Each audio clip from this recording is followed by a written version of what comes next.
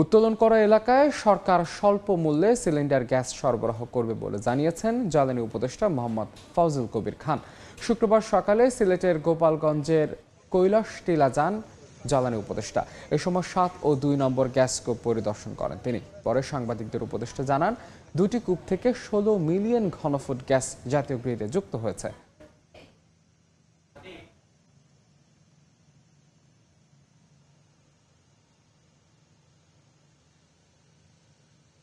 আমাদের প্রত্যেক বছর প্রায় ২০০ মিলিয়ন ঘনফুট গ্যাস উৎপাদন কমে, কিন্তু সেই তুলনায় আমরা নতুন যেটা অ্যাড করতে পারতেছি, তো সেইটা কত বড় জোর ৬০-৭০ এরকম।